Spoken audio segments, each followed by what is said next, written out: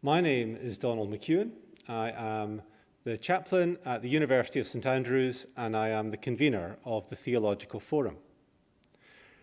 Since the Forum last reported to the General Assembly of 2019, we have been reflecting on issues which have been brand new, alongside those which have been discussed for hundreds of years within the Church.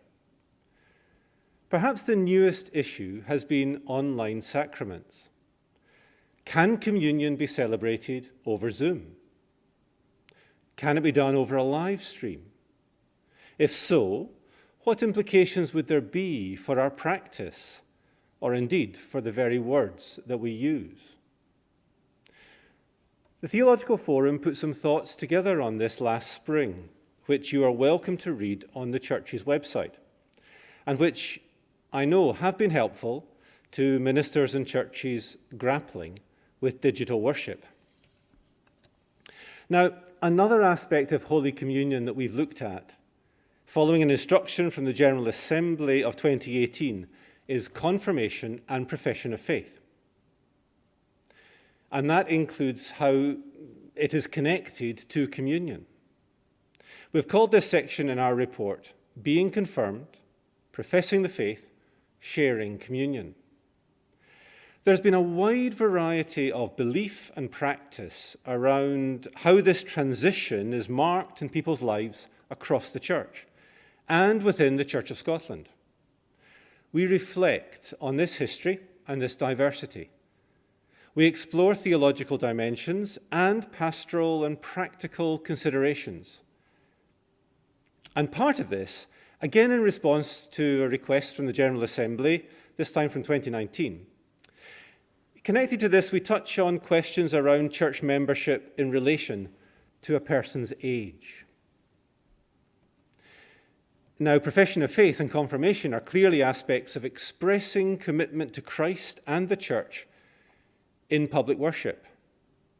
And we conclude that while profession of faith and confirmation may no longer be required for admission to communion, these rites should be seen principally as wonderful occasions to teach and to learn the Christian faith, to deepen in commitment, and to be encouraged as communities of faith.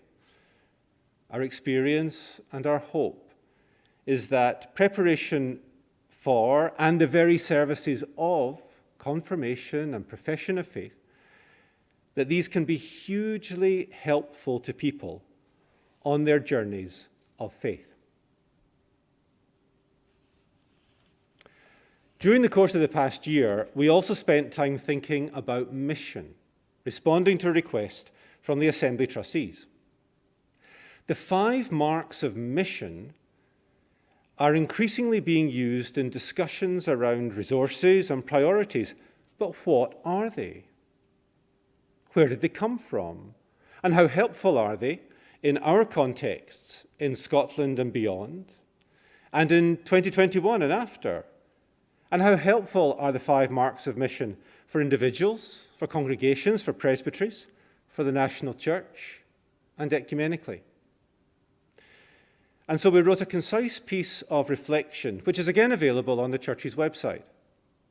We conclude that the 5 marks offer a broad, generous theological vision for Christian mission, all 5 aspects hanging together inseparably in proclamation and in service. We believe they are less useful in guiding decisions about prioritization. Those decisions require a practical wisdom. We go on in our report to mention briefly some new work supporting the Church's deep concerns over the environment.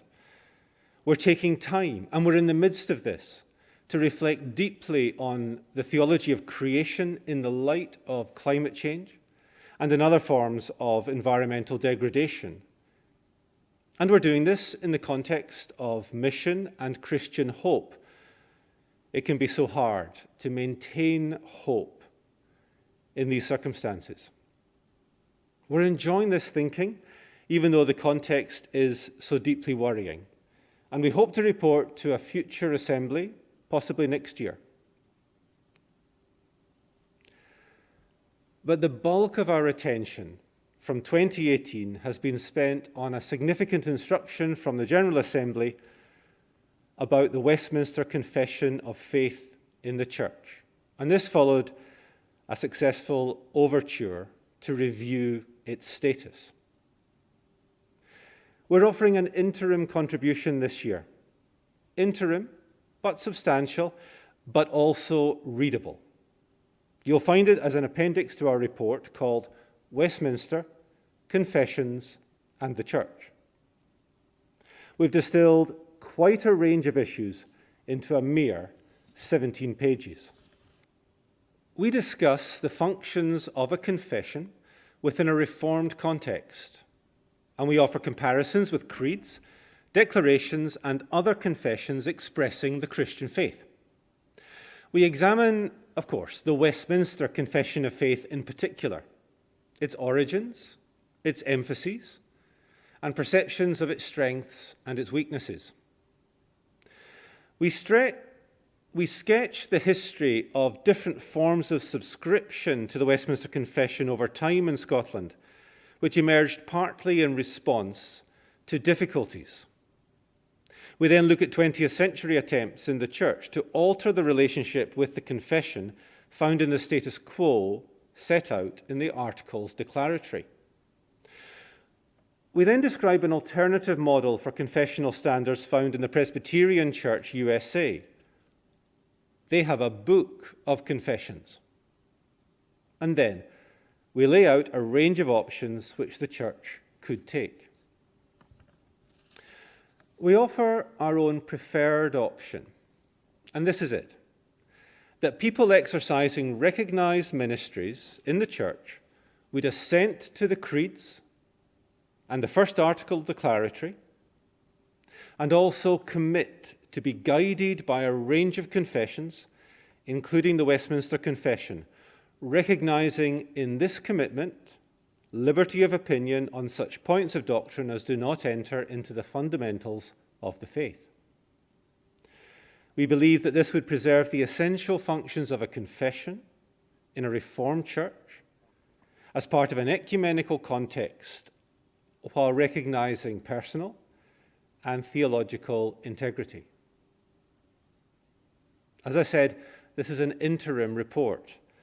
We've already held a webinar earlier this month to explore these issues more fully, and we invite responses to the forum by the end of this year to help us offer firm proposals to the General Assembly of 2022.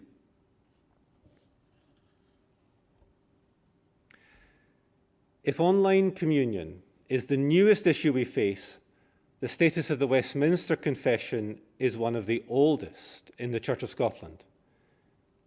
But it has all been hugely enjoyable. In fact, it has been a privilege to spend time reading, thinking, discussing together, praying, and writing about these questions over recent years. I hope you enjoy reading our reflections as much as we have in writing them. And we look forward to discussion and debate in the Assembly. Thank you.